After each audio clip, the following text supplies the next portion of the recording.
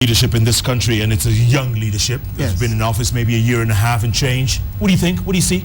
I did a little research on the leadership of your country so far. First of all, I want to say congratulations to the president of your country.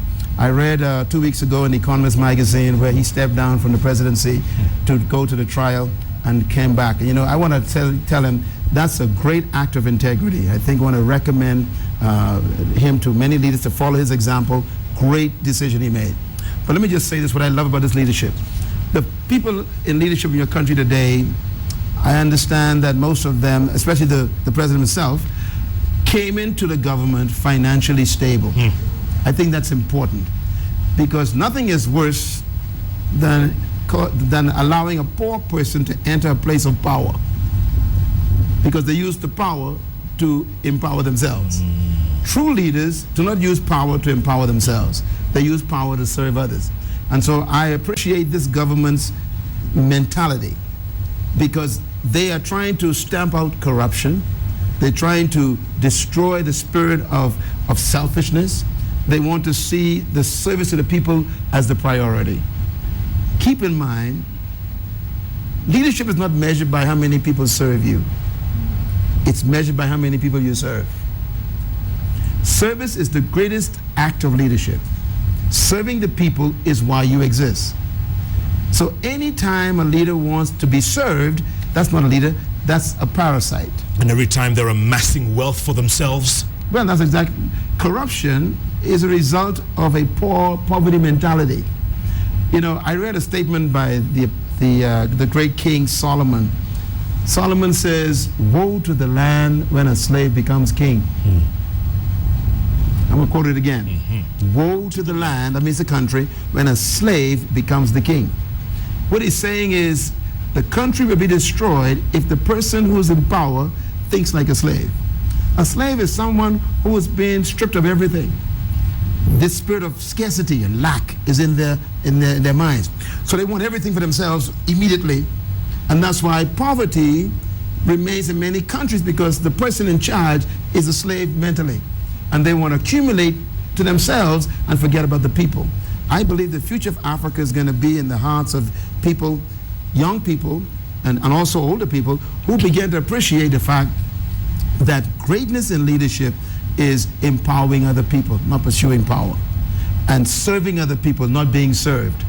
And so corruption to me is like a cancer that comes from a low self-esteem, poor self-concept, low self-worth, a fear of scarcity, and it's probably the highest manifestation of insecurity. Absolutely. That and something we call negative ethnicity, tribalism. Well, tribalism. Well, you know, tribalism to me is, again, it's a sign of low self-esteem. It doesn't matter what tribe I'm from. It's what I believe about myself that matters. Tell the people out there. Tell the people. This is exactly what happened to me. I was told by white people that I was a second-class citizen until I realized I shouldn't say that to myself. Your opinion doesn't affect my value. What you think about me doesn't change what I think about myself.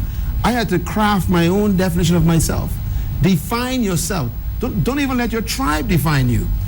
You were born as a human, not as a tribe first.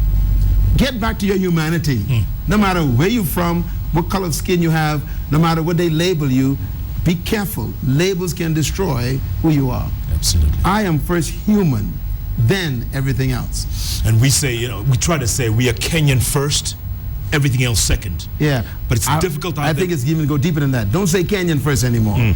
Say I am human first, then Kenyan. There you go. You know, God created man, humans. There was no race involved. Only one race, human race. And I think this is probably where we get into problems, when we start to label the races.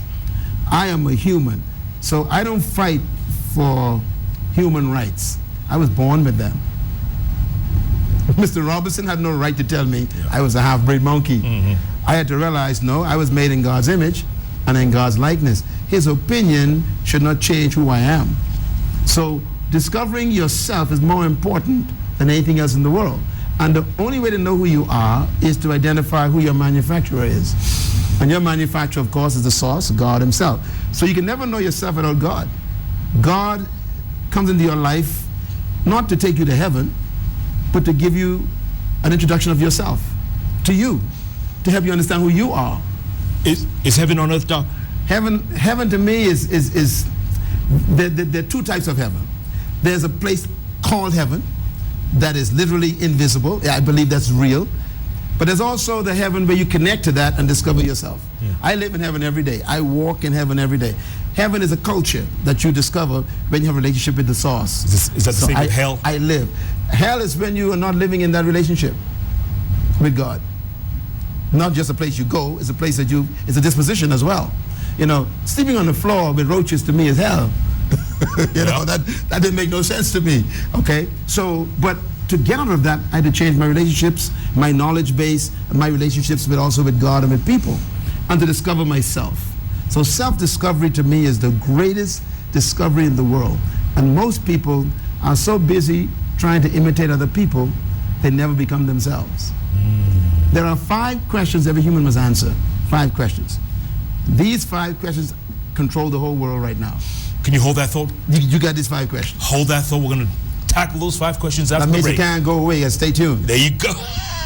You're taking over the show. You're taking over. Before we go, you're going to be speaking at a couple of engagements, and I can listen to you all day long, man. My goodness. Tomorrow morning, there's a breakfast, executive leaders breakfast. It's already pretty full, by the way. Yeah, it's already pretty full.